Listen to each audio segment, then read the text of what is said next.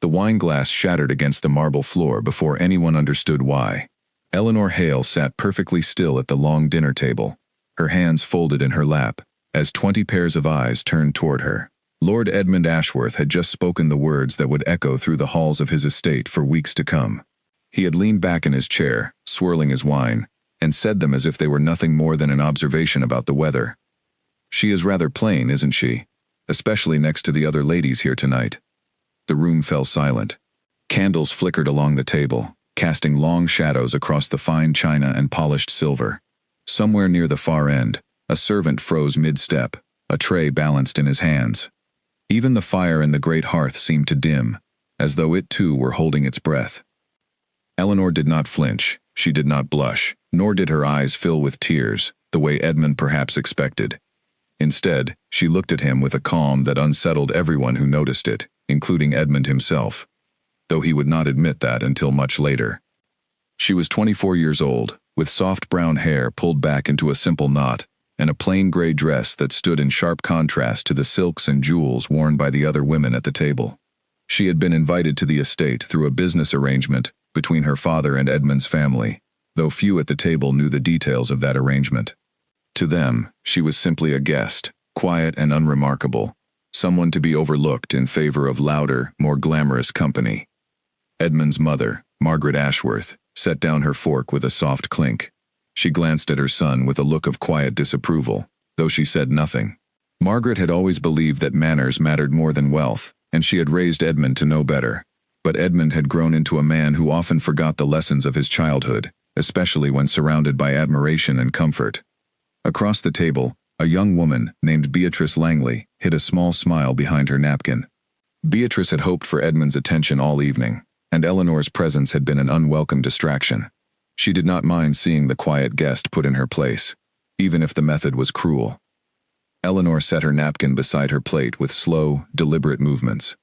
She rose from her chair, the fabric of her dress rustling softly in the silence. Every eye in the room followed her. She turned toward Edmund, and for a moment, something flickered behind her calm expression. It was not anger, it was not hurt, at least not in a way that showed on the surface. It was something closer to disappointment, the kind one feels when a person reveals exactly who they are, confirming a suspicion rather than shattering an illusion. "Thank you for your hospitality, Lord Ashworth," she said, her voice steady and clear. "It has been an evening I will not soon forget." Then she curtsied. It was a perfect curtsy, elegant and unhurried, the kind taught to daughters of good families from the time they could walk. There was no mockery in it, no exaggerated flourish meant to embarrass him further. It was simply correct, which somehow made it more powerful than any insult could have been. She turned and walked from the dining hall, her footsteps unhurried against the stone floor. The heavy wooden doors closed behind her with a soft, final sound. For a long moment, no one at the table spoke.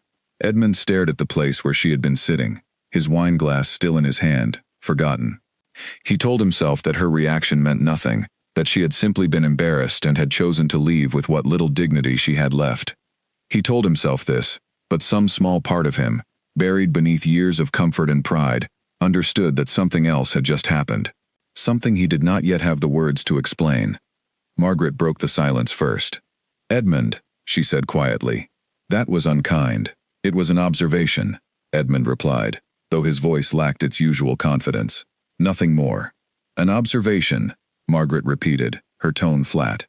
She looked toward the closed doors, her expression unreadable. "You forget yourself sometimes, my son. You forget that words once spoken cannot be called back." Edmund waved a hand, dismissing the comment, though his eyes lingered on the doorway a moment longer than he intended. The conversation around the table slowly resumed, guests filling the silence with talk of trivial things, the weather, upcoming events in the city, anything to move past the discomfort of what had just occurred. But an unease had settled over the room, a quiet awareness that something had shifted, even if no one could name exactly what. Upstairs, in the small guest room she had been given at the far end of the east wing, Eleanor stood by the window, looking out at the dark grounds of the estate. The moon hung low over the trees, casting silver light across the manicured gardens below. She had known, coming into this house, that she would be judged. She had expected whispers, comparisons, perhaps even a few unkind words spoken behind closed doors. She had not expected them spoken aloud, at the table, in front of everyone, by the very man whose family her own father had chosen to trust. She pressed a hand against the cool glass of the window and closed her eyes for a moment. There was no anger in her, not really. Anger required a kind of surprise, and she was not surprised. She had simply hoped, foolishly perhaps, that this family might prove different from what she had heard about them in whispered conversations among her father's associates. She had hoped Edmund Ashworth might be more than his reputation suggested. She had been wrong. A soft knock came at her door.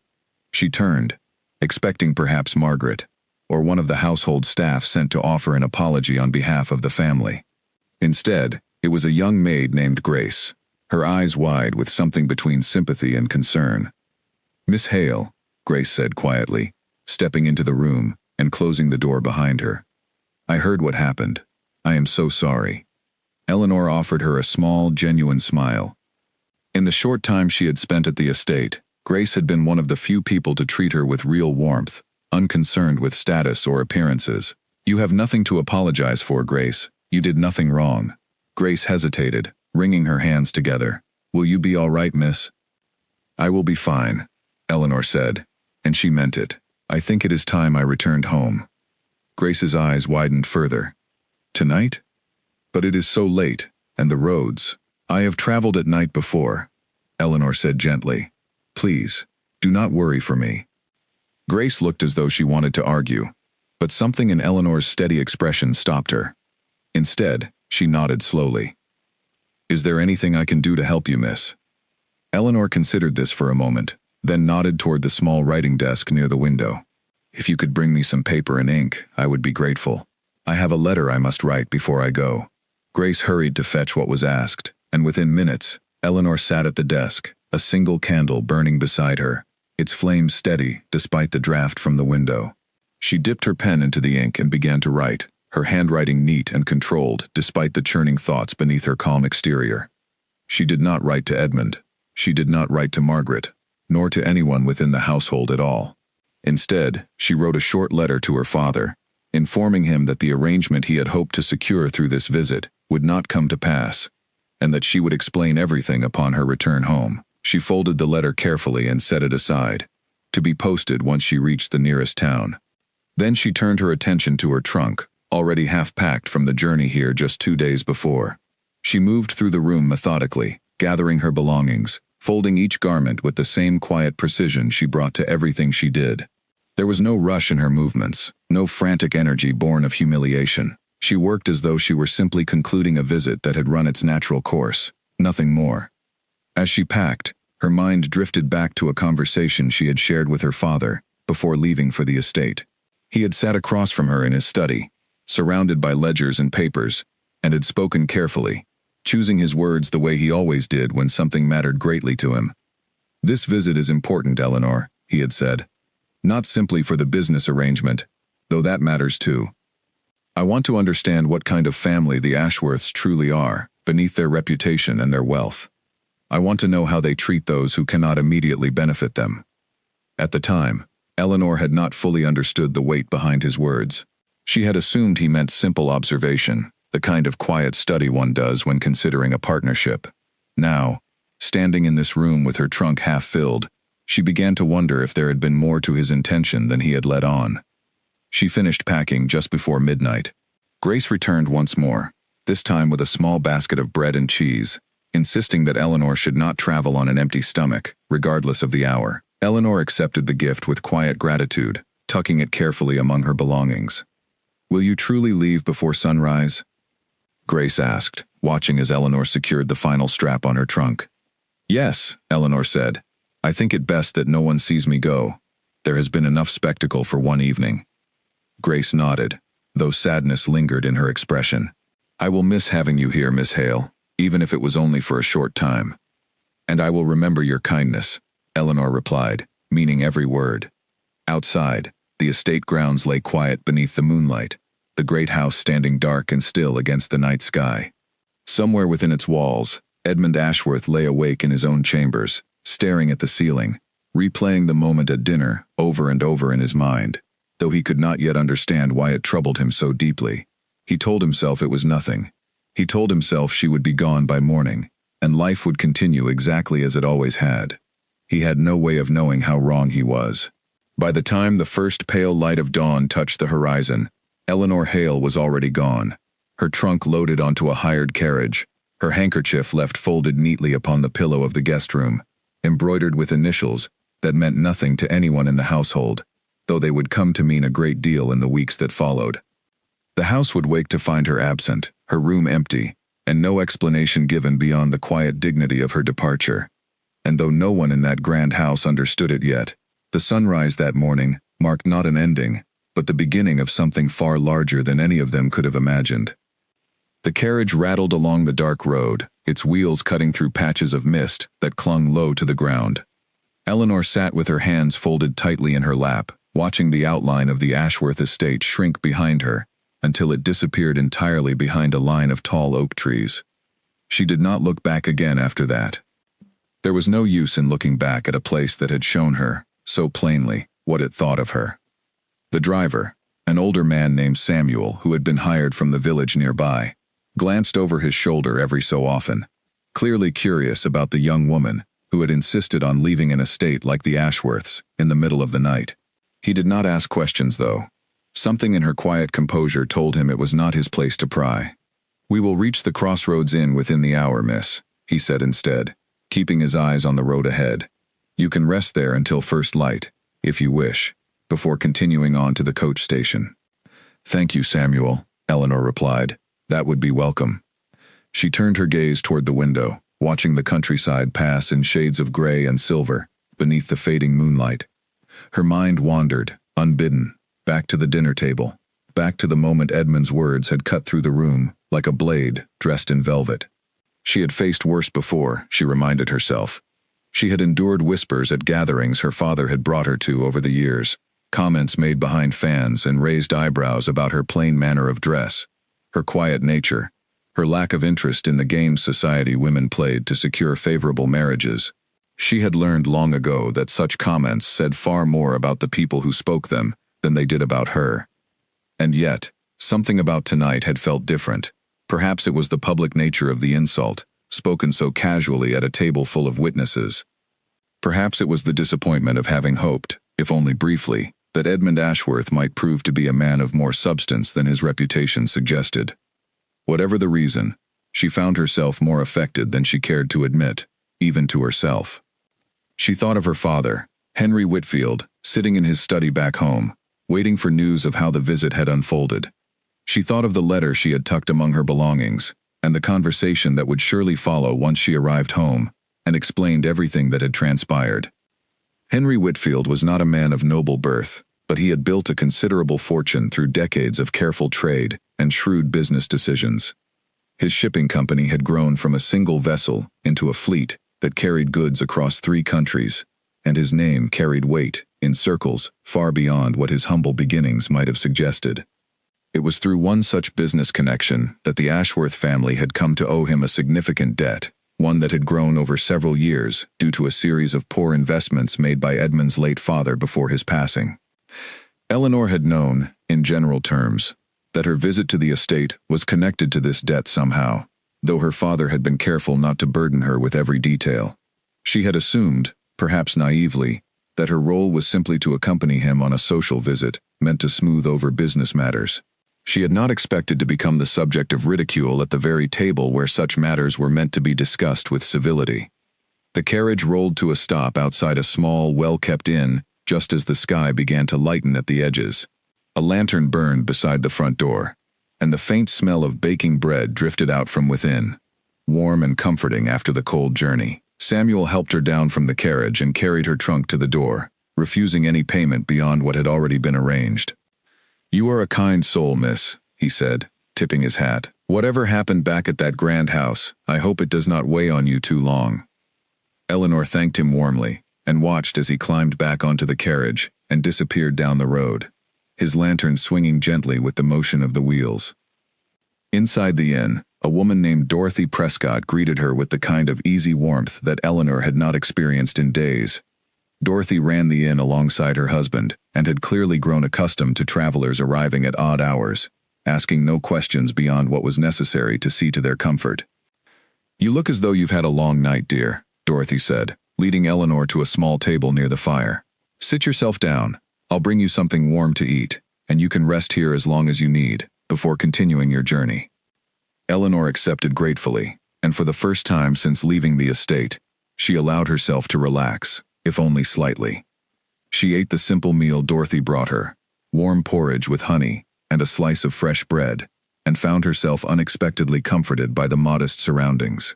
There was no grandeur here, no polished silver or crystal glasses, but there was kindness, and after the events of the previous evening, kindness meant more to her than any luxury could. As she ate, she found herself watching the other travelers scattered throughout the common room. A group of merchants sat near the window, discussing prices and routes in low voices. An elderly couple shared a quiet breakfast near the door, clearly on their way to visit family in a nearby town. A young man sat alone in the corner, sketching something in a small notebook, glancing up occasionally to observe the room around him.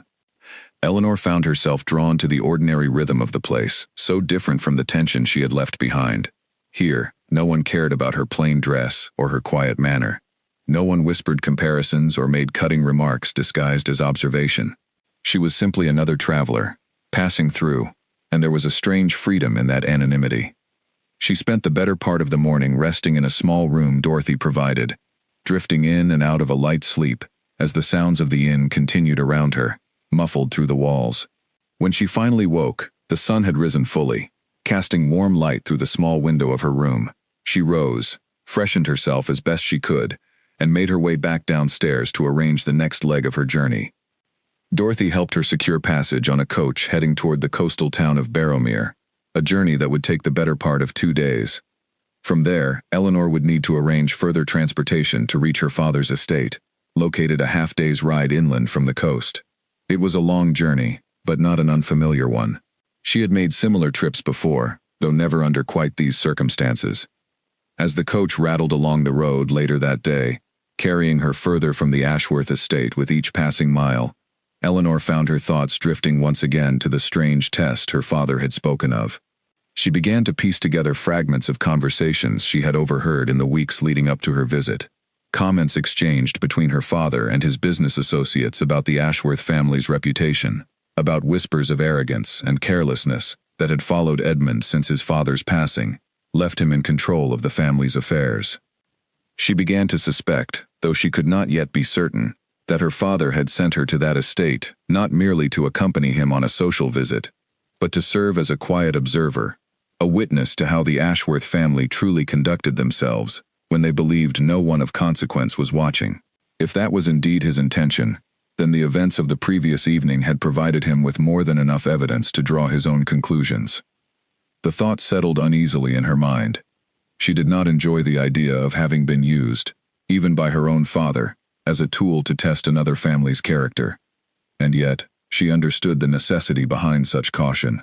Her father's fortune had been built through careful diligence, through refusing to extend trust where trust had not been earned.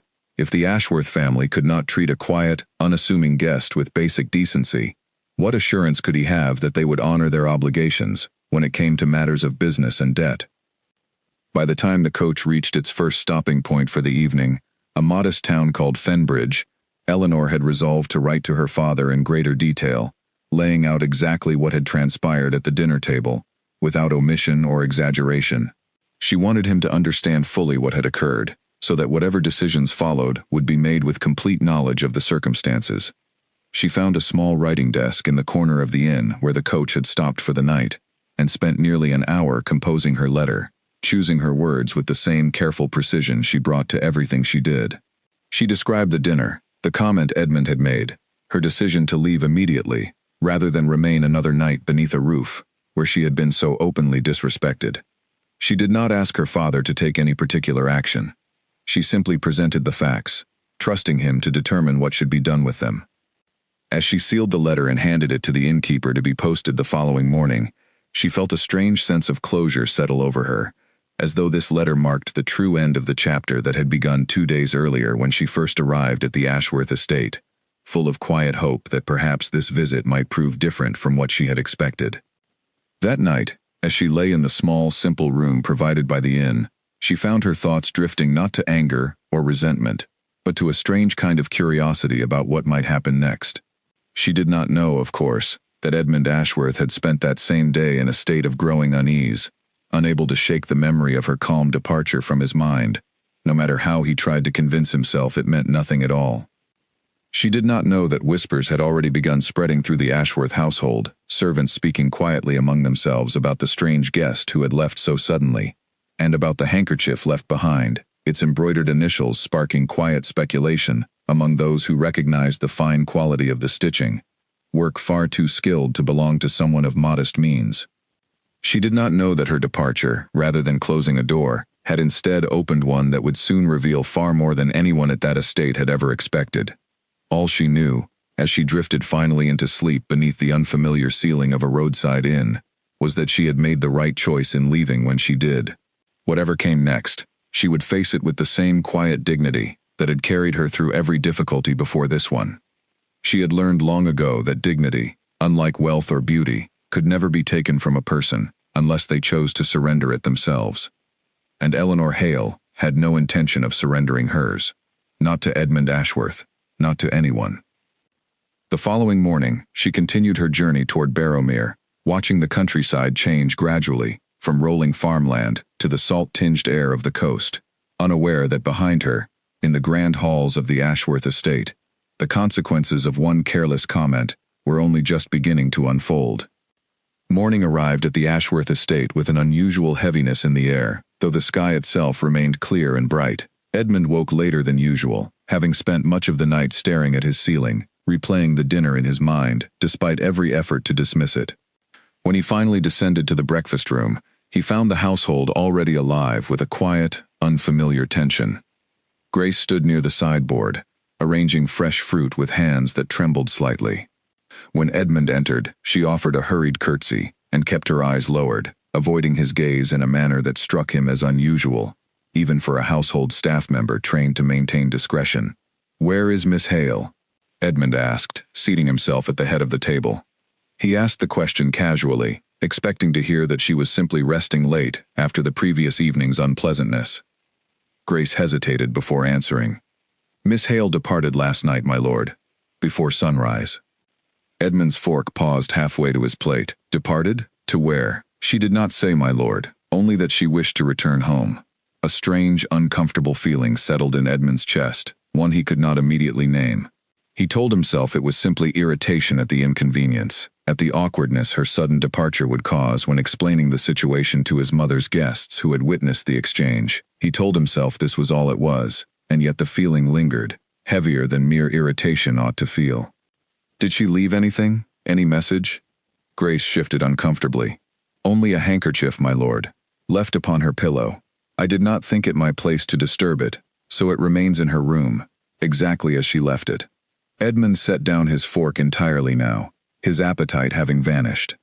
Something about the deliberate nature of her departure, the careful arrangement of a single handkerchief left behind, as though it were a message meant to be found, unsettled him more than he cared to admit. He finished his breakfast in silence, then made his way upstairs to the guest wing, telling himself he was simply confirming that the room had been properly vacated, nothing more.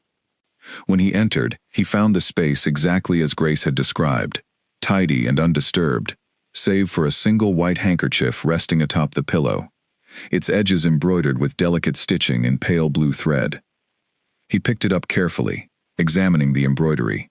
2 letters were worked into the corner, an E and an H, surrounded by a small pattern of vines that spoke of considerable skill and attention to detail.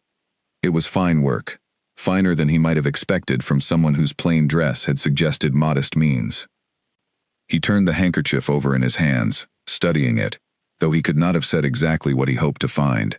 There was nothing more to discover, only the quiet fact of her absence, and the strange weight it carried in a room that had, until that morning, seemed entirely unremarkable. He found his mother in the drawing room, later that morning, seated near the window with a book open on her lap, though her eyes were fixed on the gardens outside, rather than the pages before her. She looked up as he entered, her expression carrying the same quiet disapproval from the previous evening. She left before sunrise, Edmund said without preamble. Grace told me. I know, Margaret replied. I heard the carriage leave in the night. I did not go to stop her. I did not think she would welcome the intrusion, given the circumstances. Edmund sat across from her, running a hand through his hair. It was only an observation, Mother. I do not understand why everyone insists on treating it as though I committed some grave offense. Margaret closed her book gently and set it aside.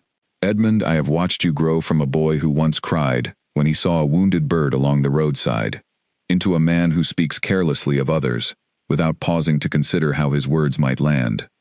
I do not know when this change occurred, but I have watched it happen, and last night, I watched it reach a point that troubled me deeply. She was a guest at our table, invited through a business arrangement with her father, nothing more. And yet, Margaret said, her voice quiet but firm, she carried herself with more grace in that single moment of leaving than most of the guests at that table managed throughout the entire evening. Did you notice that, Edmund, or were you too concerned with your own discomfort to see it? Edmund had no answer for this. He rose from his chair and walked to the window, staring out at the same gardens his mother had been observing moments before. Do you know anything of her family?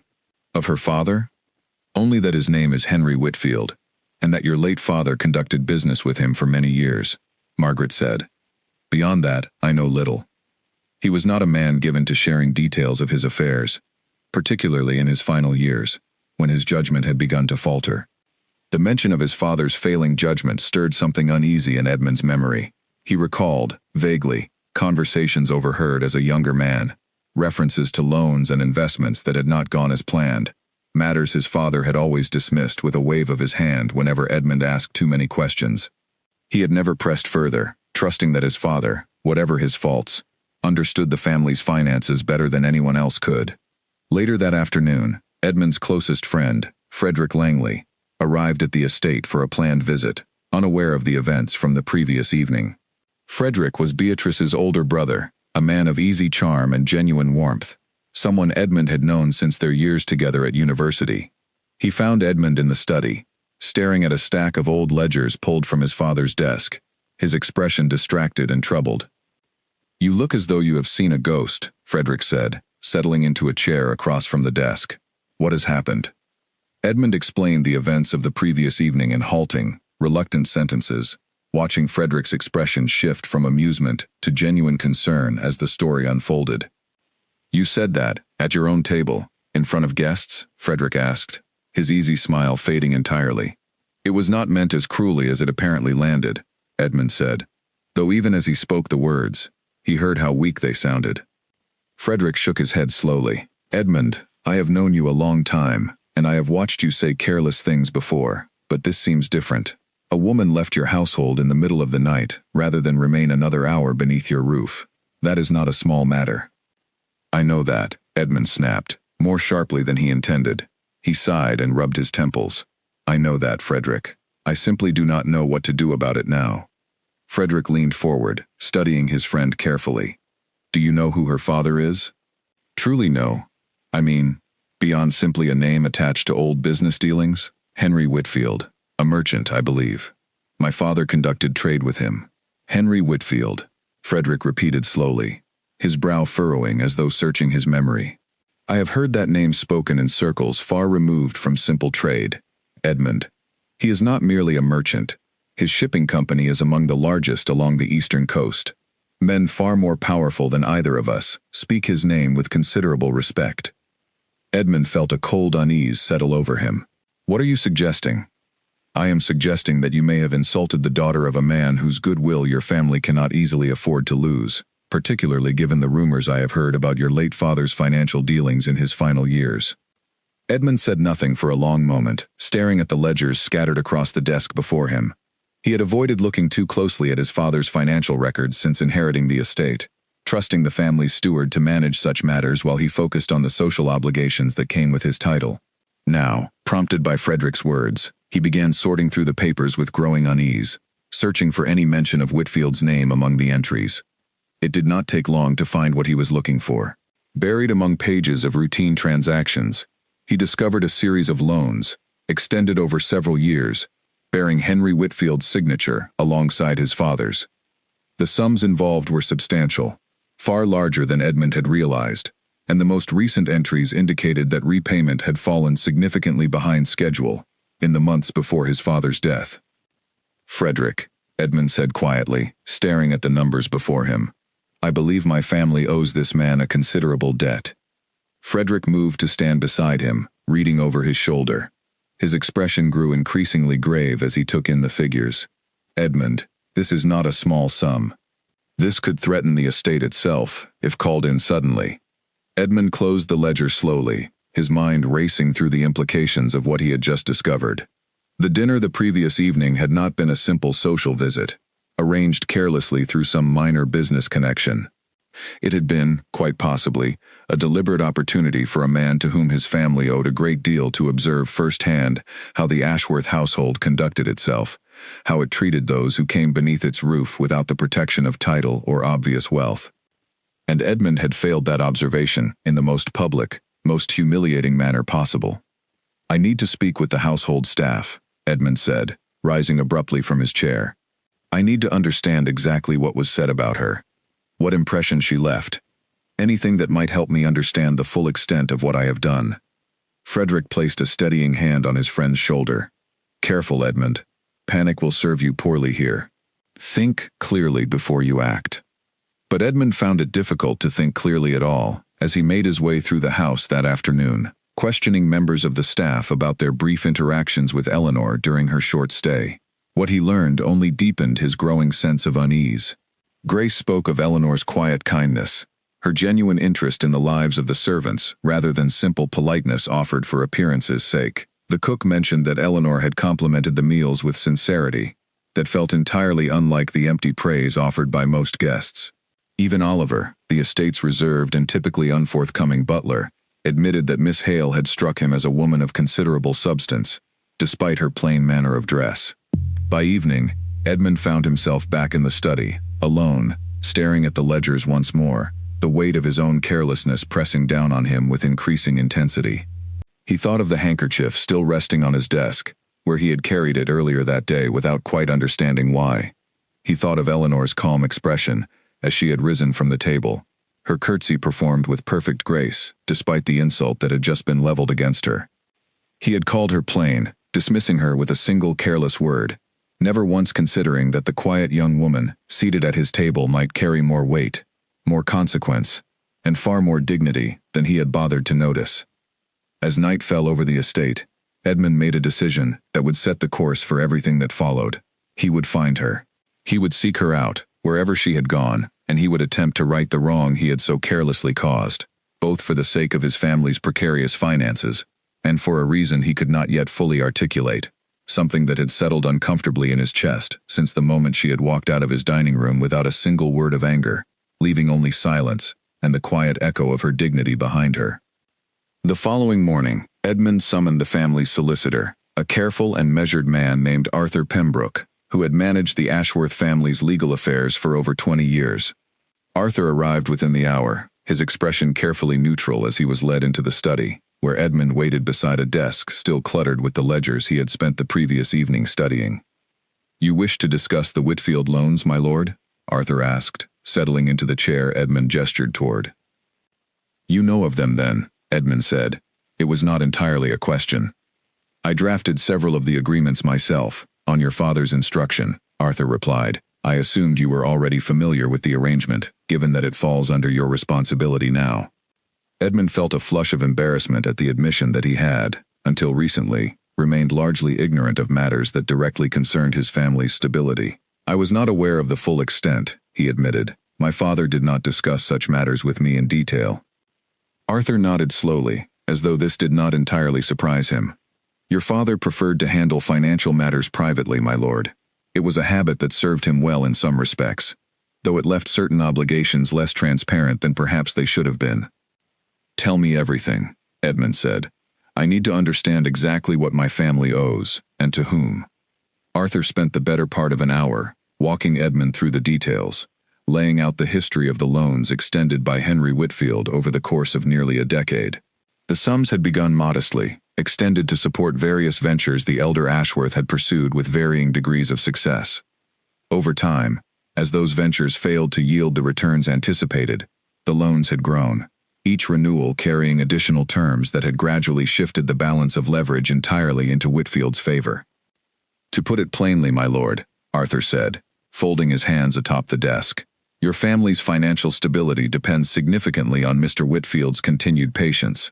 Should he choose to call in these loans in full, immediately, the estate would face serious difficulty meeting such an obligation without selling off considerable assets, including, potentially, portions of the estate itself." Edmund absorbed this information with a growing sense of dread.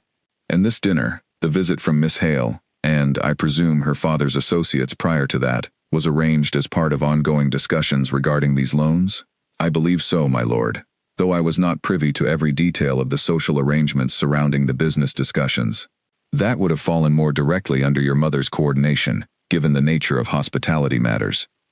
Edmund thanked Arthur for his time, and sat alone in the study long after the solicitor had departed, staring at the numbers before him, with a growing understanding of exactly how precarious his family's position truly was.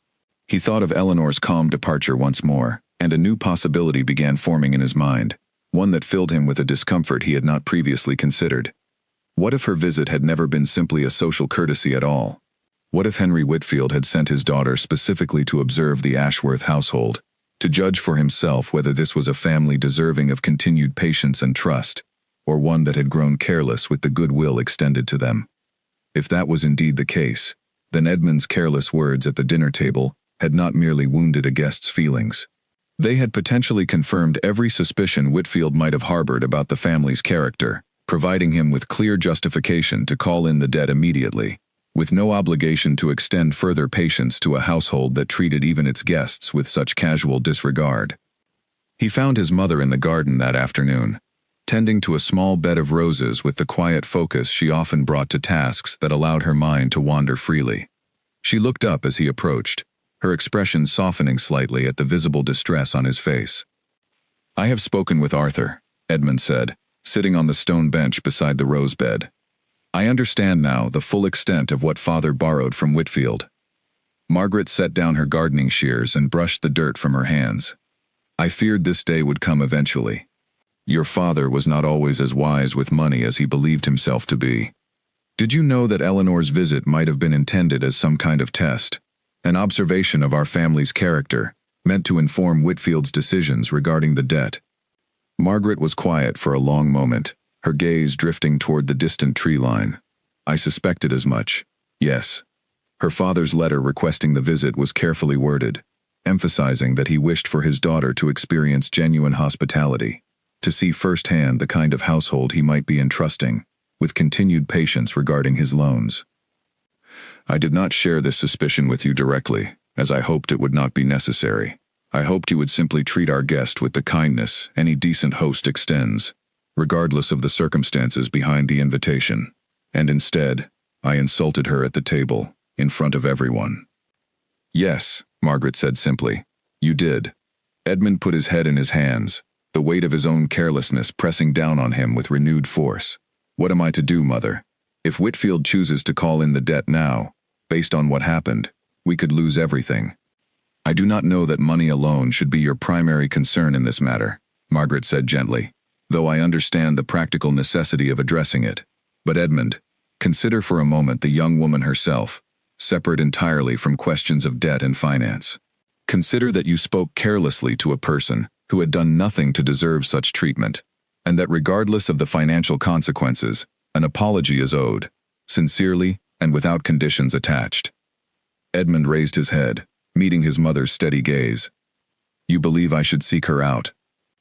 "I believe you should search your own heart and determine what kind of man you wish to be, separate entirely from what is convenient or financially advantageous. If you find her simply to salvage the family's finances, she will likely see through that motivation immediately, and rightfully so. If you find her because you genuinely regret the harm you caused and wish to make amends regardless of the outcome, then perhaps something worthwhile might come from this entire unfortunate situation." That evening, Edmund received an unexpected visitor. Nathaniel Ferris, a business associate of his late father's who had long harbored ambitions of expanding his own influence within the region's trading circles, arrived at the estate under the guise of a friendly social call, though his true purpose became clear within minutes of settling into the drawing room. "I have heard whispers, Edmund," Nathaniel said, accepting a glass of brandy from the sideboard with practiced ease. "Whispers regarding an unfortunate incident at your table, involving Henry Whitfield's daughter." Edmund felt his guard rise immediately. Nathaniel had never been a man he particularly trusted, though the two families had maintained cordial relations for years out of social necessity. News travels quickly, it seems. Such things always do, particularly when they involve families as prominent as yours and Whitfield's, Nathaniel replied, swirling the brandy in his glass. "I confess, I have my own interests in how this situation unfolds. Whitfield and I have long been rivals in matters of trade, and should his patience toward your family finally reach its limit, certain opportunities might present themselves that would benefit parties such as myself considerably." "You are suggesting you wish to see Whitfield call in our debt," Edmund said flatly. "I am suggesting nothing so crude," Nathaniel said, his smile widening in a manner that suggested precisely the opposite.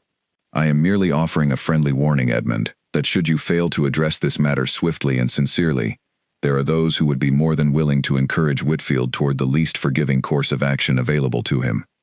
Edmund studied the man before him with growing distaste, understanding now that Nathaniel's visit carried far more calculation than genuine concern. "Thank you for your candor, Nathaniel, though I believe I understand my own affairs well enough to manage them without your guidance." Nathaniel merely shrugged, finishing his brandy before rising to take his leave. "As you wish, Edmund. I simply thought you should understand the full landscape of interests surrounding your current predicament. Not everyone wishes to see the Ashworth name endure this particular storm." After Nathaniel departed, Edmund sat alone in the drawing room for a long while, processing the implications of what he had just learned. It was not enough, he now understood, to simply locate Eleanor and offer a hollow apology, hoping to preserve his family's finances through empty words. There were those actively working against him, hoping to see his family's fortunes collapse entirely for their own benefit. Whatever he chose to do next would need to be genuine, thorough, and undertaken with complete sincerity, or it would fail entirely, leaving his family more vulnerable than before. He spent the remainder of the evening making arrangements for his journey, gathering what information he could about the route Eleanor might have taken upon leaving the estate. Grace, when questioned gently rather than urgently, recalled overhearing mention of a coastal town where Eleanor's family maintained additional business interests, though she could not recall the exact name with certainty. By the time Edmund finally retired for the night, a clear resolution had settled over him, replacing the earlier panic and confusion with a steady, determined purpose. He would find Eleanor Hale.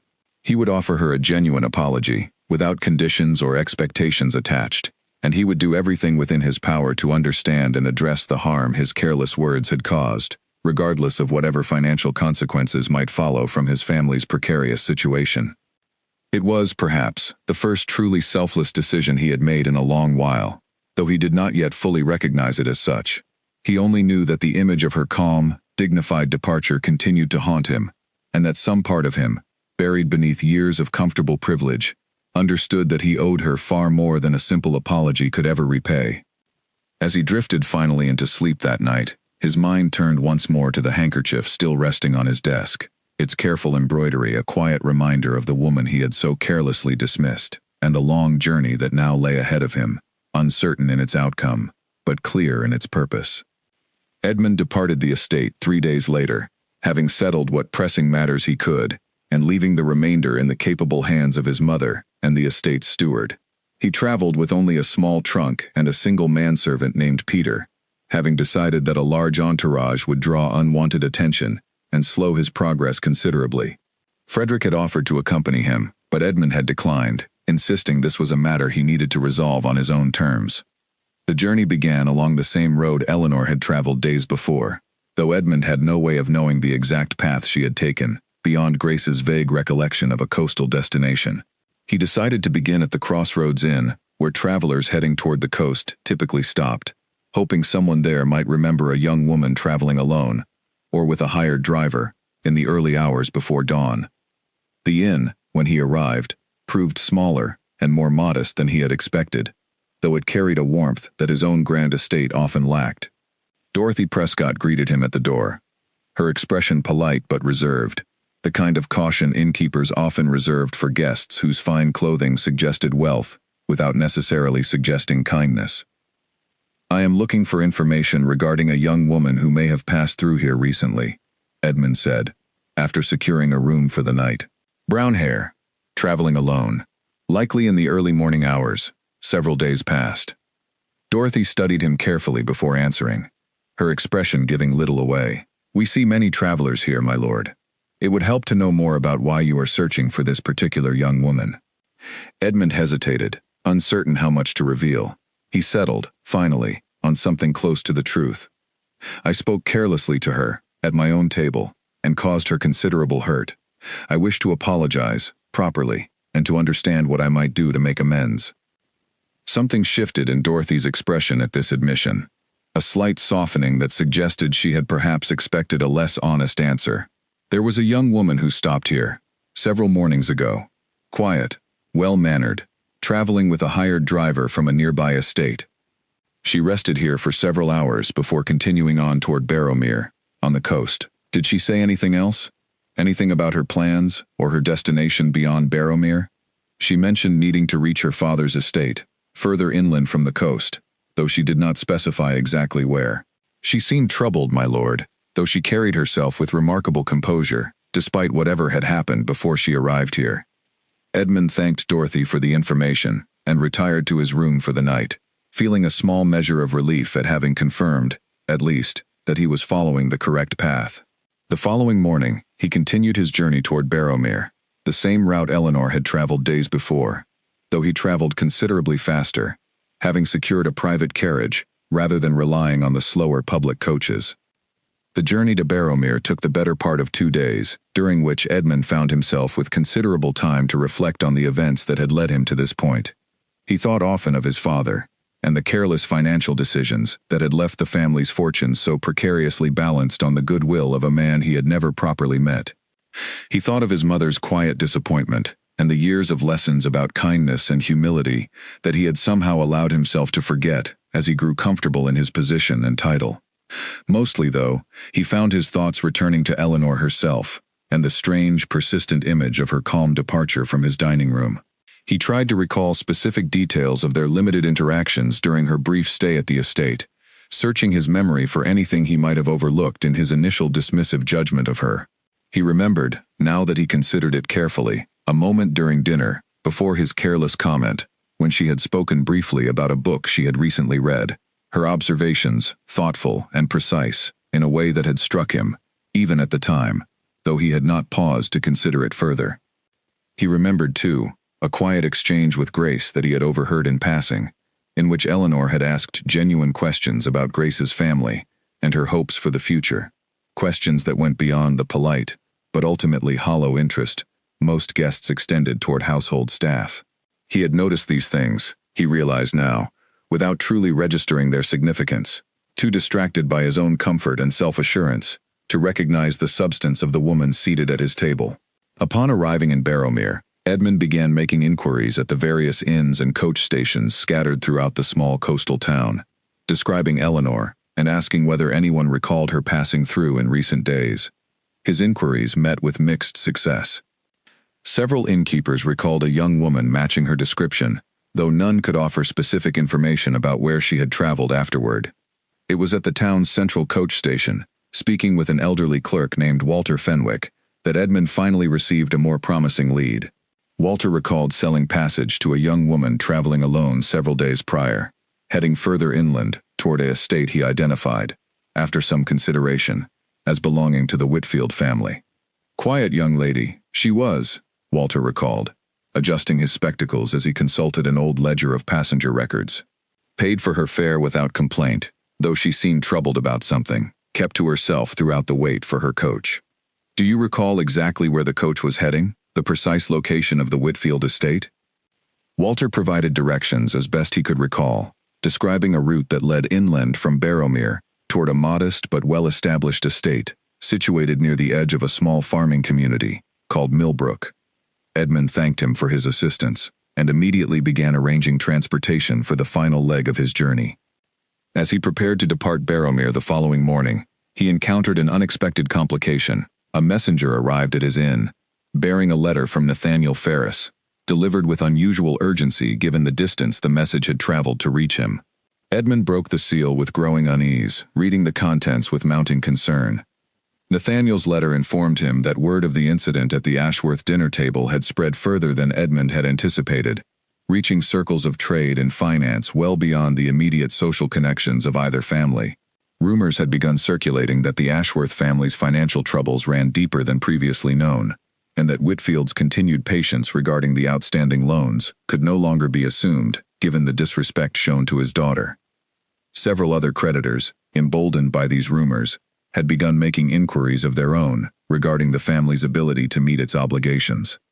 The letter concluded with a thinly veiled offer from Nathaniel to purchase certain Ashworth assets at a discounted rate, should the family find itself in need of quick capital to address these mounting concerns, an offer Edmund recognized immediately as predatory, designed to profit from his family's misfortune, rather than genuinely assist in resolving it. Edmund crumpled the letter in frustration, understanding now with painful clarity exactly how precarious his family's position had become, and how quickly circling rivals were moving to exploit the situation for their own benefit. The urgency of finding Eleanor, and through her, hopefully repairing whatever damage could still be repaired with her father, intensified considerably. He continued his journey toward Millbrook that same day, pushing the carriage horses harder than he might have otherwise, eager to resolve the situation before matters deteriorated further. The countryside changed gradually as they traveled inland, the salt scent of the coast giving way to the earthier smells of farmland and forest, small villages appearing periodically along the road, each one quieter and more modest than the grand estates Edmund had grown accustomed to throughout his life. He arrived at the outskirts of Millbrook as evening began to settle over the countryside, the small farming community coming into view along a gentle rise in the road. A cluster of modest homes surrounded a central square, with a larger, well-maintained house visible on a hill overlooking the town, which Peter identified, after brief inquiry with a passing farmer, as the Whitfield family estate. Edmund's heart raced as the carriage approached the house, uncertain exactly what reception awaited him after the events that had transpired at his own table days before.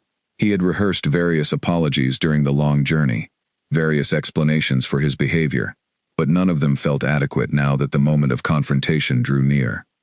As the carriage rolled to a stop before the house, a figure emerged onto the front steps, silhouetted against the warm light spilling from the windows behind.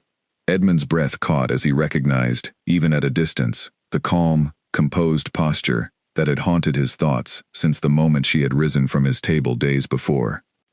But as he stepped down from the carriage and approached, he realized, with a sinking disappointment, that the figure on the steps was not Eleanor at all, but an older man, tall and dignified, with graying hair and sharp, assessing eyes, that studied Edmund with unmistakable recognition.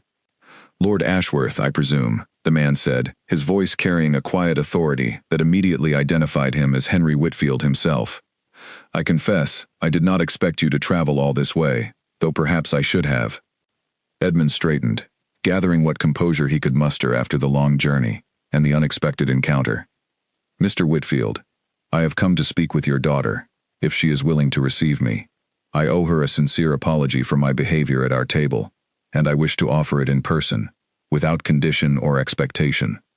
Henry studied him for a long moment, his expression unreadable in the fading evening light. "That is a considerable journey to undertake for the sake of an apology, Lord Ashworth. I wonder what has truly brought you here." "Regret," Edmund said simply, surprising himself with the honesty of the answer. "Genuine regret for words spoken carelessly, and a desire to understand the harm I caused, and to make what amends I can, regardless of whatever else may come from this visit." Henry's expression shifted slightly, something that might have been the beginning of respect flickering briefly across his weathered features. "My daughter is not currently at this estate, Lord Ashworth. She departed several days ago, informing me only that she wished to spend some time away, to think through recent events without the distractions of home." Edmund's heart sank at this news. "Do you know where she has gone?" "I have my suspicions," Henry said carefully, "though I am not certain I should share them with you, given the circumstances of your last encounter with my daughter." "I understand your hesitation completely, sir," Edmund said. "I have given you no reason to trust my intentions, but I ask you to consider that a man who would travel this far, on nothing more than the hope of offering a sincere apology, might genuinely have learned something from his own carelessness. Henry regarded him for a long moment, weighing something internally that Edmund could not quite discern. Finally, he gestured toward the house behind him.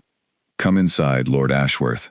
Let us speak further, and perhaps I will determine whether you deserve to know where my daughter has gone." Edmund followed him inside, uncertain what awaited him in the conversation ahead, but grateful, at least, for the opportunity to explain himself fully to the man whose trust his family so desperately needed to reclaim, and whose daughter he had traveled so far to find, driven by a regret that had grown, somewhere along the long journey from his own estate, into something that felt considerably deeper and more personal than simple concern for his family's finances.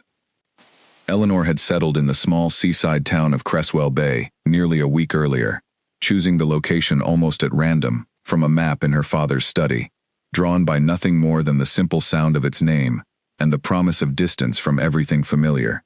She had told her father only that she needed time away, time to think clearly, without the weight of expectation pressing down on her from every direction, and he had granted her request without argument, understanding perhaps better than she realized exactly what she needed. She had taken a room above a small shop that sold books, paper, and writing supplies, owned by a widow named Constance Pierce, who had placed a small notice in the window seeking assistance with the daily operations of her business. Eleanor had introduced herself under a different name, calling herself Nora Fielding, uncertain exactly why she felt the need for such distance from her own identity, beyond a vague sense that she wished to be judged entirely on her own merits, separate from any connection to her father's wealth or reputation.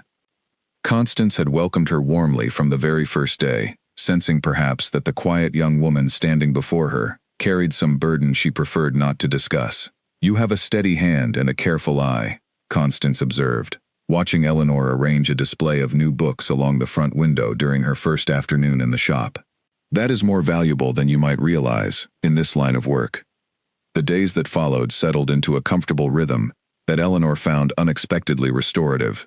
She spent her mornings organizing the shop's inventory, cataloging new arrivals and arranging displays with the same careful attention she had always brought to every task.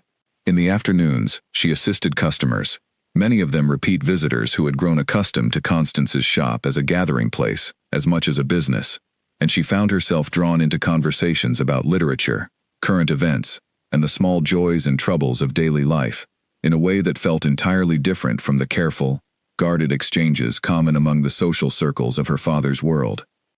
She made friends quickly, or perhaps more accurately, allowed herself to be befriended, something she had rarely permitted in her previous life, where every relationship seemed shadowed by considerations of wealth and family connection.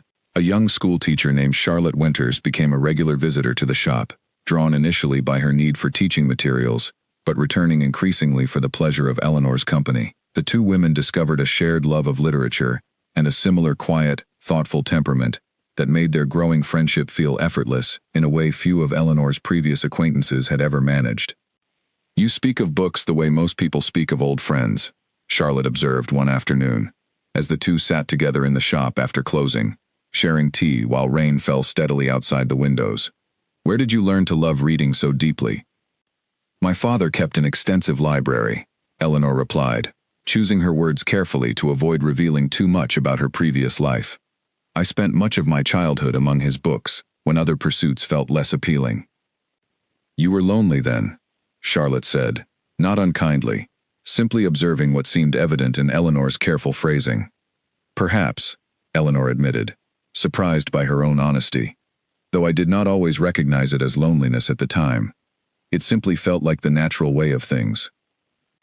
Charlotte reached across the table and squeezed her hand gently. "Well, you are not lonely here, Nora. I hope you know that." Eleanor found herself blinking back unexpected tears at the simple kindness of the gesture, moved by a warmth she had not realized she was missing until she experienced it so directly.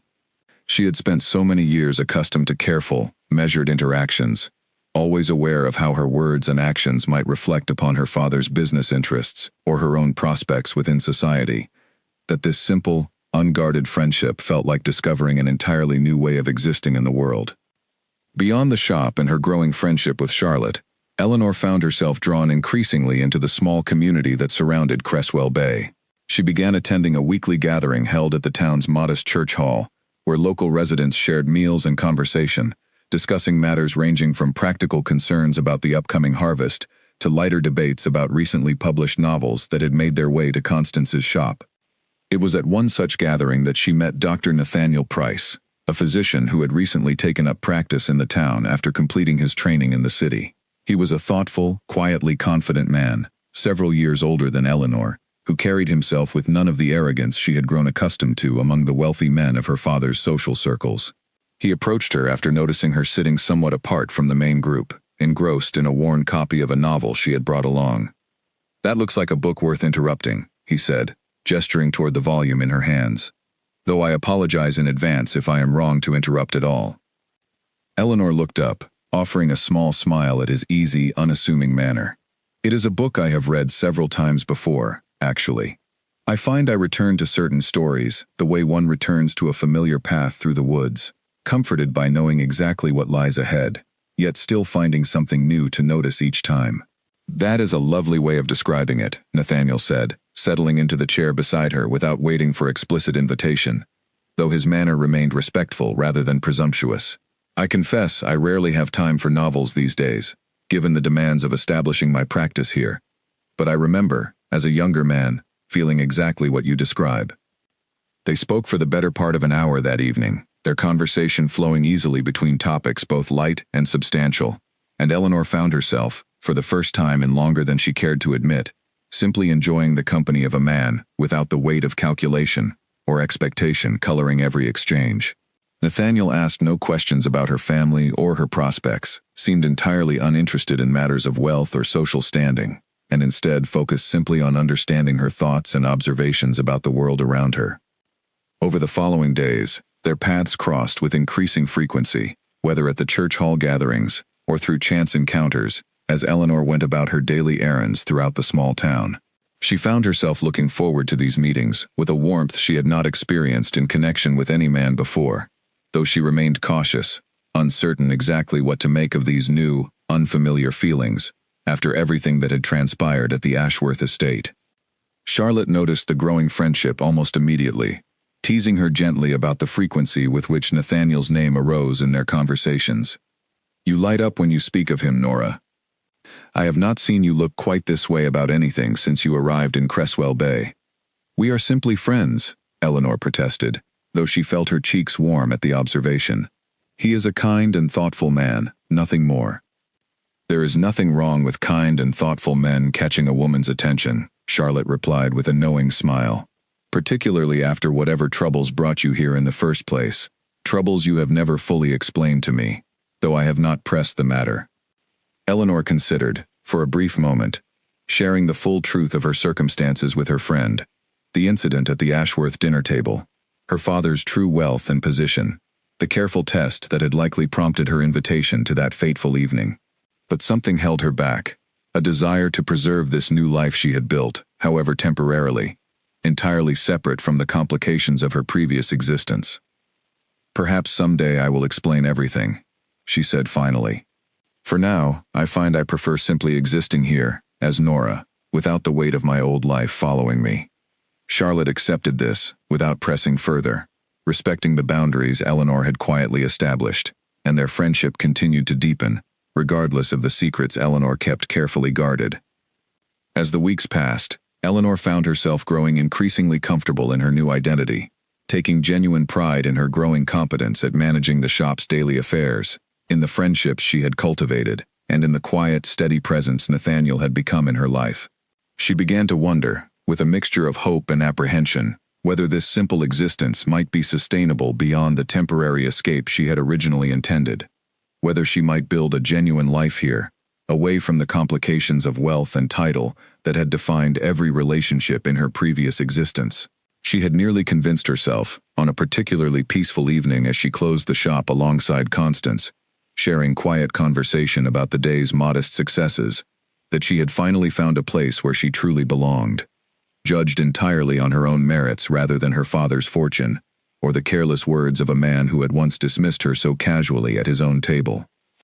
She had no way of knowing, as she climbed the narrow stairs to her small room above the shop that evening, that Edmund Ashworth had, at that very moment, arrived at her father's estate many miles away, beginning a conversation that would soon set in motion events neither of them could have fully anticipated, events that would test the foundations of the quiet, contented life she had so carefully begun building for herself in Cresswell Bay. Henry Whitfield had spoken with Edmund late into the night, listening carefully as the younger man explained not only his regret over the careless comment at dinner, but the fuller picture of his family's financial troubles, the mounting pressure from rivals like Nathaniel Ferris eager to exploit the situation, and his own growing understanding of how thoroughly he had failed to live up to the responsibilities his title carried. "You understand," Henry had said, studying Edmund carefully across the study where they sat long after the household had retired for the evening, "that I sent my daughter to your table quite deliberately, to observe how your family conducted itself when they believed the stakes of the evening were purely social, rather than financial." "I suspected as much," Edmund admitted, "though understanding it now does not lessen the shame I feel at having failed that observation so completely." Henry had studied him for a long moment, before finally nodding, as though satisfied by something in Edmund's demeanor that he had been searching for throughout their conversation. "I will tell you where she has gone, Lord Ashworth, though I offer this information with a warning. My daughter left not merely to escape an uncomfortable evening, but to discover, I believe, whether she could build a life for herself, separate from the expectations and complications that have followed her throughout her life, due to my own fortune. If you go to her, go with genuine humility, and be prepared to accept whatever reception you receive, even if that reception is not the one you hope for." Edmund had thanked him sincerely, and departed the following morning for Cresswell Bay, armed with nothing more than the town's name, and a determination to see this journey through to whatever conclusion awaited him. He arrived in the small seaside town 3 days later, the journey having taken him along roads increasingly unfamiliar, through countryside that grew progressively more modest and rural the further he traveled from the grand estates that had defined his entire life. He found the town smaller and quieter than he had expected, a cluster of homes and small businesses arranged around a harbor where fishing boats bobbed gently against a backdrop of gray afternoon sky. Locating Eleanor proved simpler than he had anticipated, once he began making careful inquiries at the town's small shops and gathering places. A friendly baker directed him toward Constance Pierce's book and stationery shop, mentioning that a young woman matching his description had been working there for several weeks, well liked throughout the community despite her relatively recent arrival. Edmund stood outside the shop for several long minutes before finally gathering the courage to enter, watching through the window as Eleanor moved about the small space, arranging books along a shelf with the same careful, deliberate movements he remembered from her packing that final night at his estate. She looked, he thought, entirely at peace, in a way he had never observed during her brief visit to his own home. Her expression relaxed, occasionally breaking into a genuine smile as she exchanged words with an elderly customer browsing near the counter.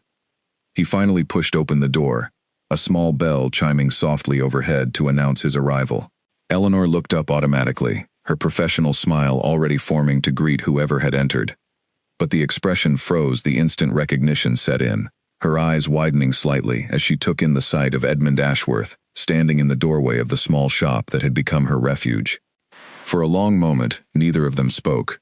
The elderly customer, sensing the sudden tension in the room, quietly excused herself and departed, leaving the two of them alone amid the quiet rows of books and stationery. "Miss Hale," Edmund said finally, his voice quieter and more uncertain than she had ever heard it. "I have traveled a considerable distance to find you." Eleanor set down the book she had been holding, her composure returning quickly, though something guarded had entered her expression. "Lord Ashworth, I confess I did not expect to see you again, particularly not here. May I speak with you? I understand if you would prefer I leave, but I ask for a few minutes of your time, if you are willing to grant it."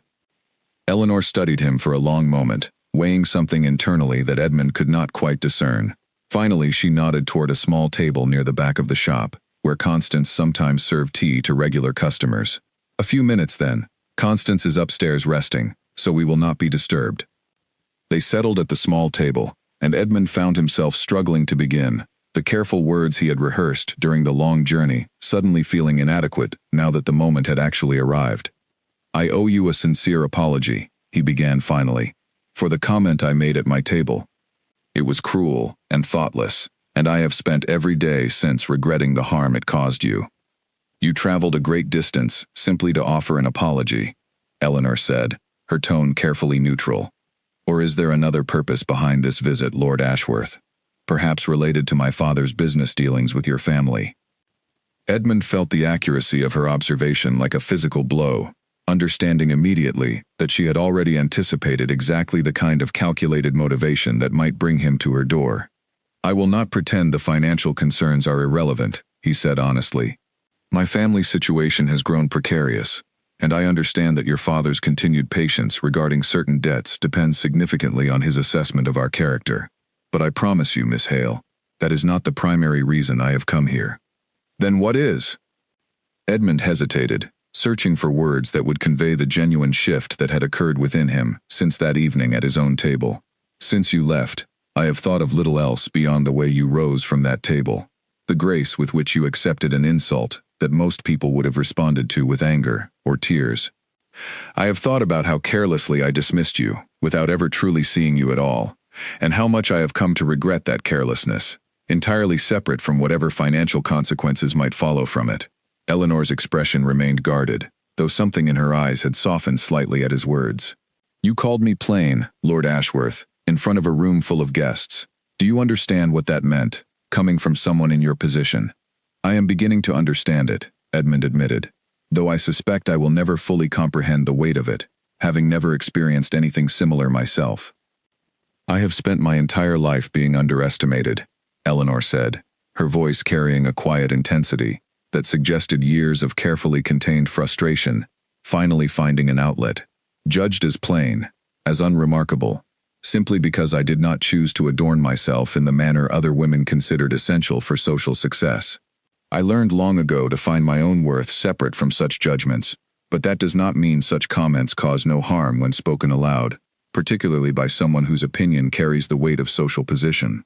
I know I cannot undo the harm my words caused, Edmund said, but I hope you might allow me the opportunity to demonstrate that I have learned something from this experience, that I am capable of becoming a better man than the one who spoke so carelessly at that dinner table. Eleanor studied him for a long moment, her expression unreadable. And what of your family's financial troubles, Lord Ashworth? What happens to your sincere apology if my father decides, regardless of anything you say to me today, that your family's character does not merit continued patience regarding his loans? Then I will accept whatever consequences follow, Edmund said, and he meant it. I came here to apologize, because it was the right thing to do, not because I expected it to guarantee any particular outcome for my family's finances. If your father chooses to call in the debt, we will find some way to manage the consequences, even if that means selling portions of the estate. But I could not live with myself knowing I had never properly acknowledged the harm I caused you, regardless of what happens to my family's fortune.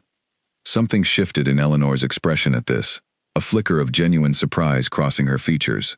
Before she could respond, however, the small bell above the shop door chimed once more, announcing another arrival. Both Edmund and Eleanor turned to see Nathaniel Price entering the shop, his easy smile faltering slightly as he took in the unexpected scene before him. Nora, he said, using the name Eleanor had adopted throughout her time in Cresswell Bay, his eyes moving between her and the well-dressed stranger seated across from her. I apologize for interrupting. I did not realize you had a visitor. Eleanor rose quickly from her chair, a flush of color rising in her cheeks. Nathaniel, this is Lord Edmund Ashworth. He has traveled from his estate to discuss a matter related to my father's business affairs.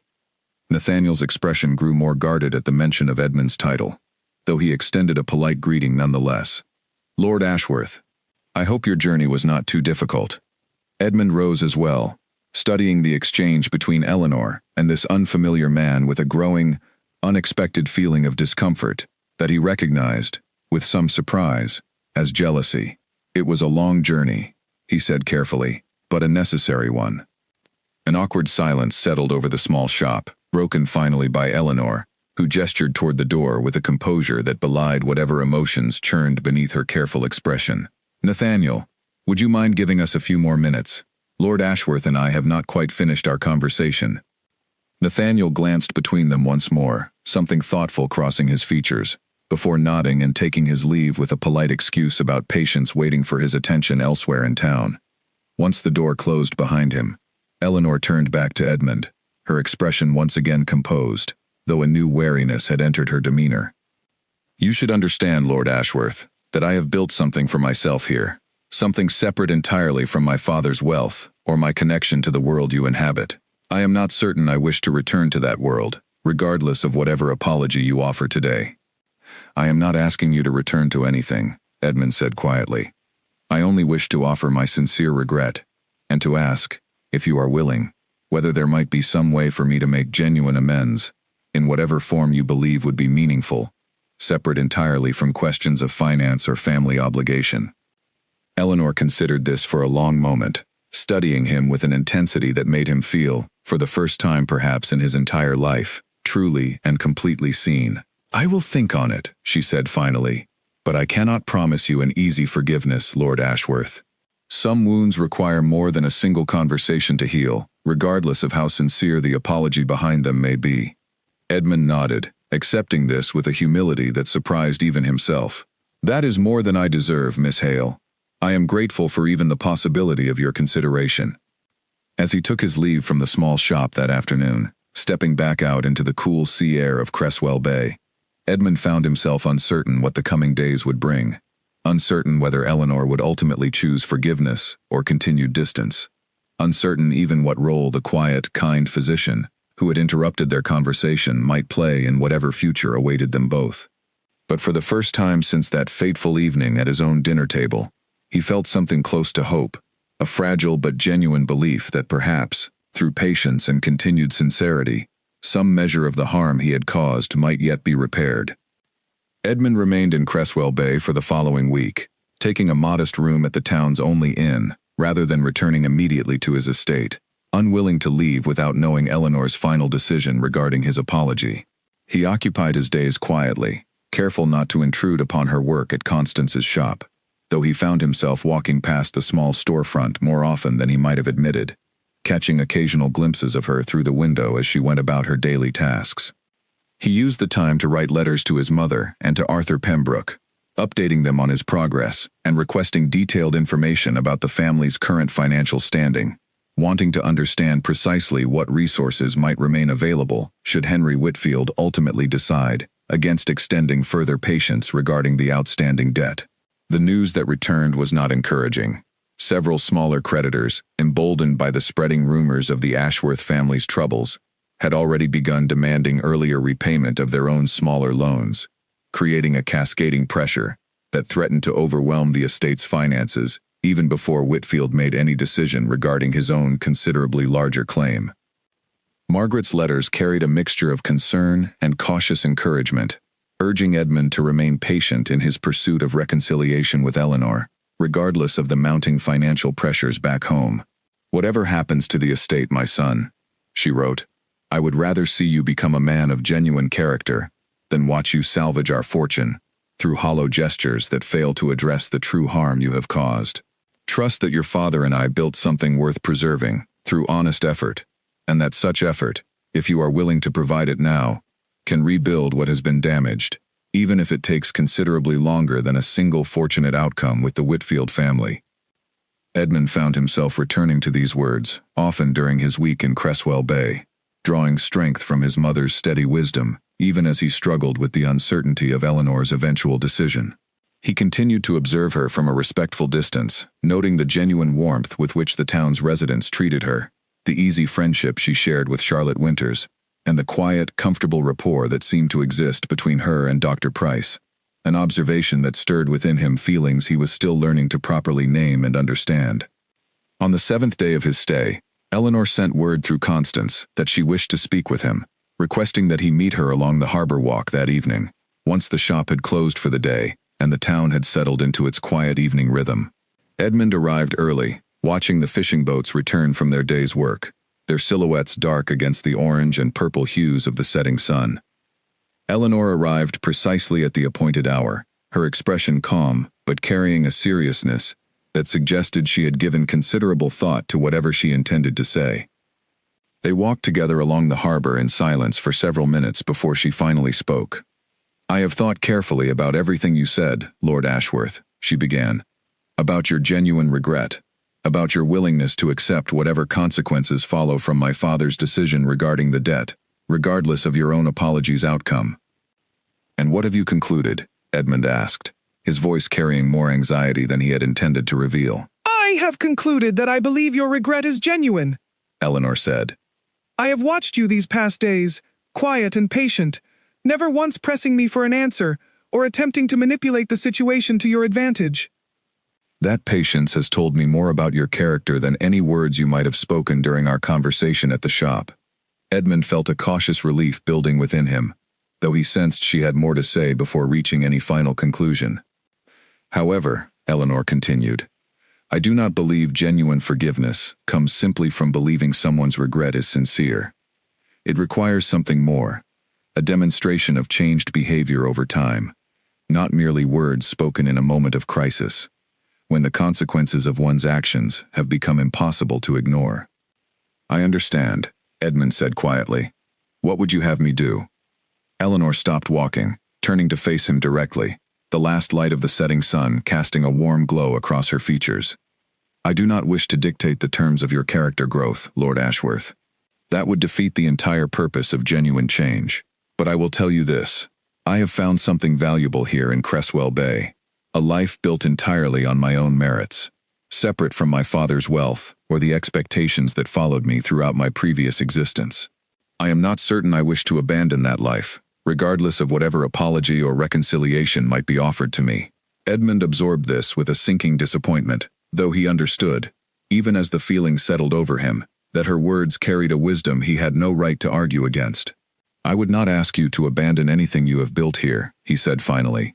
If your happiness lies in this quiet life, separate from the world I inhabit, then I have no right to interfere with that happiness, regardless of my own feelings on the matter.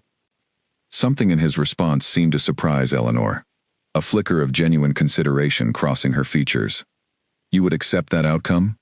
Even knowing what it might mean for your family's finances, for your father's debt? I have already resolved to accept whatever consequences follow from my own carelessness, Edmund said. Whether that means losing portions of my estate or losing any hope of your forgiveness, I understand now that I have no right to demand a particular outcome simply because it would be convenient for me. They resumed walking in silence for several minutes, the harbor growing quieter as fishermen finished securing their boats for the night and made their way toward their homes scattered throughout the small town. I received a letter from my father this morning, Eleanor said finally, breaking the comfortable silence that had settled between them. He informed me that he has decided against calling in the debt owed by your family, at least for now. He wishes to observe how you conduct yourself in the coming months, whether the changes you have demonstrated during your time here in Cresswell Bay reflect a genuine, lasting shift in character, or merely a temporary response to immediate crisis. Relief flooded through Edmund at this news, though he found himself more concerned with Eleanor's own feelings than with the financial reprieve his family had just received. And what of your own forgiveness, Miss Hale, separate entirely from your father's business decisions? Eleanor considered this question carefully before answering. I believe I can forgive you, Lord Ashworth, for the careless words spoken at your table. I understand now that they arose from a kind of thoughtlessness born of privilege, rather than genuine cruelty, and I have watched you work these past days to address that thoughtlessness with genuine effort. But forgiveness and reconciliation are not the same thing. I forgive you the harm you caused, but I am not yet certain what role, if any, you might play in whatever future I choose to build for myself. That is more than I hoped for when I began this journey, Edmund said honestly. I did not come here expecting a particular outcome regarding our future relationship. I came simply to apologize and to demonstrate, as best I could, genuine regret for my actions. They reached the end of the harbor walk as the last light faded from the sky, stars beginning to emerge overhead in the darkening expanse. Eleanor turned to face him one final time before they parted ways for the evening. I intend to remain here in Cresswell Bay, at least for the foreseeable future, she said. I have found a life here that brings me genuine contentment, separate from the complications of wealth and title that defined my previous existence. If you wish to remain in contact, to demonstrate the continued growth you have shown these past days, I would not object to occasional correspondence. but I ask that you allow me the space to determine my own path forward, without pressure or expectation. I will respect whatever boundaries you establish, Edmund said.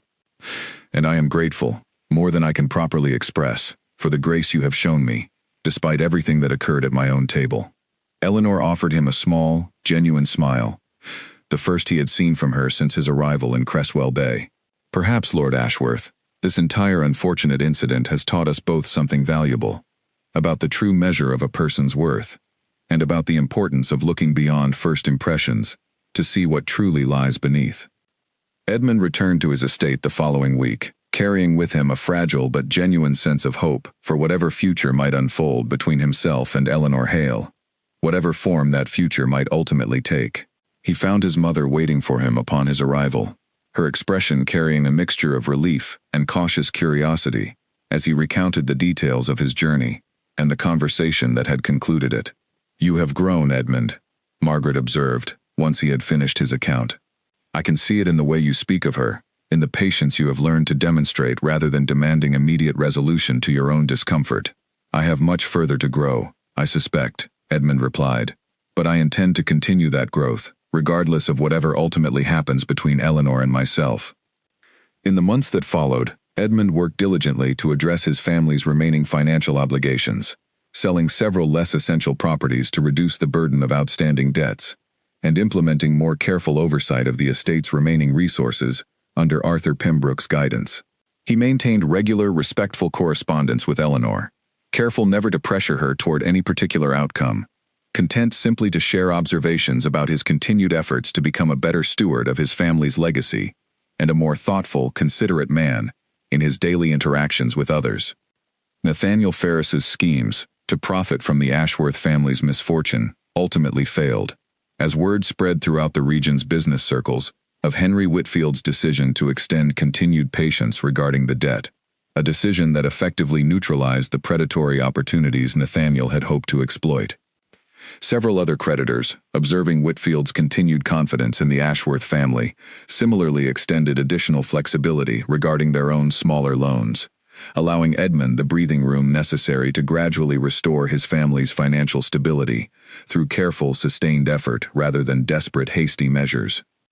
Beatrice Langley, disappointed by Edmund's evident preoccupation with matters entirely separate from her own social ambitions, gradually redirected her attentions toward other prospects within their social circle, a development that caused Edmund little concern, given his own shifting priorities and interests. Throughout it all, the story of the quiet young woman who had curtsied gracefully after being called plain at Lord Ashworth's own table, only to disappear before sunrise and ultimately transform the fortunes of an entire family through her quiet dignity and unwavering self-respect, began to circulate throughout the region's social circles, told and retold with varying degrees of accuracy, though the essential truth of it remained constant. A woman dismissed too quickly, judged too harshly by appearances alone, had proven herself, through her own quiet strength, to be far more remarkable than anyone at that fateful dinner table had ever imagined. Nearly a year passed before Edmund and Eleanor stood face to face once more, though the distance between them had narrowed steadily through letters exchanged almost weekly, each one carrying small observations, gradual admissions, and a growing warmth that neither of them had anticipated when their correspondence first began. Eleanor remained in Cresswell Bay throughout that year, her position at Constance Pierce's shop expanding into something closer to a full partnership, as the older woman's health began to decline, and she leaned increasingly on Eleanor's steady competence to manage the daily affairs of the business. Charlotte Winters married a fellow teacher from a neighboring town that spring, and Eleanor stood beside her as a witness to the small, joyful ceremony, grateful for the deep friendship that had grounded her through the uncertain months following her departure from her father's world. Dr. Nathaniel Price, for his part, had gradually come to understand that whatever warmth existed between himself and Eleanor was destined to remain a comfortable friendship rather than anything deeper, a realization he accepted with grace, remaining a valued presence in her daily life, without the complications of unspoken expectation. Henry Whitfield visited his daughter twice during that year, each time finding her more settled and confident than the last, her quiet strength no longer hidden beneath the careful reserve she had maintained throughout her earlier life. He watched with quiet satisfaction as she built something entirely her own, separate from his fortune, proving to herself and to everyone who had ever underestimated her that her worth had never depended on wealth or appearance, but on the steady character she had carried within her all along. Edmund, meanwhile, continued the slow, deliberate work of rebuilding his family's fortunes and his own character in equal measure. He traveled to Cresswell Bay periodically throughout the year, never overstaying his welcome, always careful to respect the boundaries Eleanor had established, content simply to demonstrate through consistent action the genuine transformation that had begun the night she walked out of his dining room, with nothing more than a curtsy and a folded handkerchief left behind. He learned, gradually, to listen more than he spoke, to consider the feelings of those around him before offering careless observations, and to value substance over the shallow judgments of appearance that had once defined so much of his worldview.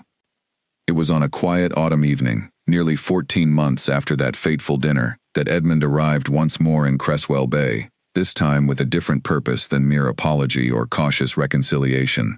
He found Eleanor closing the shop for the evening, the golden light of sunset filtering through the windows just as it had during their earlier conversations, and he asked, with a humility that had become genuinely part of his character rather than a performance adopted for the occasion, whether she might consider allowing him to court her properly, without pressure, without expectation, simply with the patient hope that the friendship they had built through countless letters might grow into something more lasting.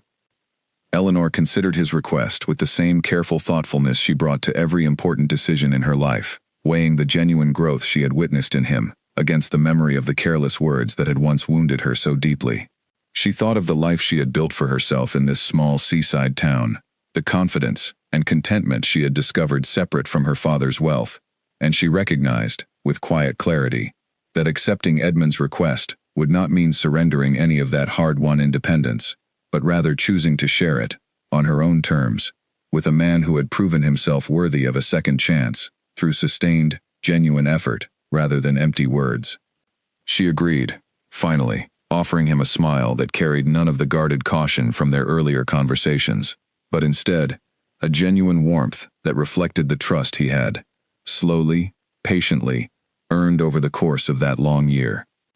Their courtship unfolded gradually over the following months, conducted largely through continued letters and occasional visits, always respectful of the independent life Eleanor had built, and had no intention of abandoning entirely.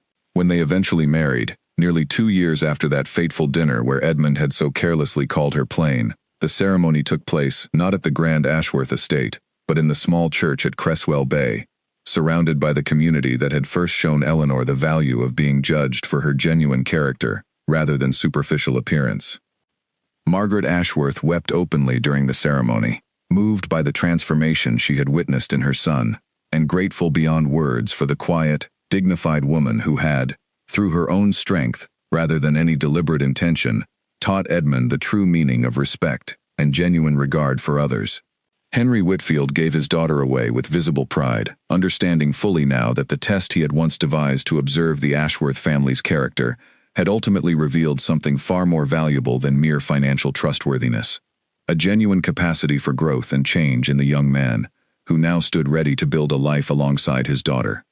In the years that followed, Edmund and Eleanor divided their time between the restored Ashworth estate and the small shop in Cresswell Bay, which Eleanor continued to manage alongside Constance, refusing to abandon the independent identity she had built for herself, even as she embraced her new role within the Ashworth family.